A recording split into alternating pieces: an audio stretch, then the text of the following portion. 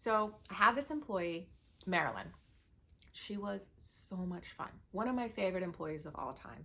Every shift with her was just a joy. She was so fun with customers. She was great with all of her coworkers. It was just a party every single day. But she wasn't unprofessional. She wasn't lazy.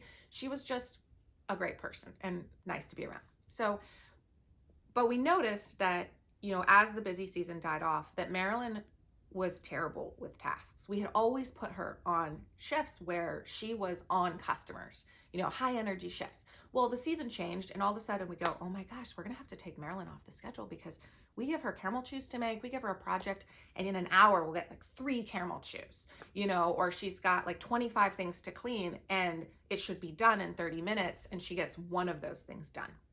So it was a big issue. Supervisors were struggling. They're like, I tell her to do it and it just takes forever. So we came in one day and I was like, all right, let me see what happens if I give her time frames. So I sat down with Marilyn and I was like, okay, cool. Most people can make a caramel chew in a minute, 1 chew a minute. That's the average. And I said, so if you're here for 30 minutes and you're not interrupted, you should have 30 caramel chews. She was like, oh, okay. And I was like, so what do you think a reasonable target is? And she picked a target and I said, okay, cool. Let's check back in with each other after 30 minutes and see where you're at. And after that, we had 0 issues with Marilyn because all she needed was a time frame. She was getting told to do things, but nobody was saying, hey, this is how long it should take you. And let's check in afterwards. And so one of the reasons that we share our strategies on Slack to say, hey, I had really good results with this person using this strategy is so that we can help each other. Because in that situation, no one else was having good results. And Marilyn, who's perfectly capable, hard worker, awesome person, was going to suffer professionally just because we didn't know how to care for her as a leadership team. We shared information, all of a sudden, no issues with Marilyn. This happened also with closing.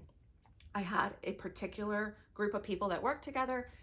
They were awful closers, and all of the supervisors were having a problem with them. But then we noticed one supervisor, Sharon, wasn't having any issues with her team.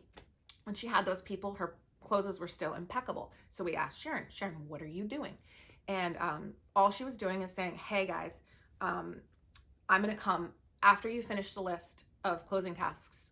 Let me know, I'm gonna come out, I'm gonna check everything that you did, make sure it's up to par. If it's not, you're just gonna do it again.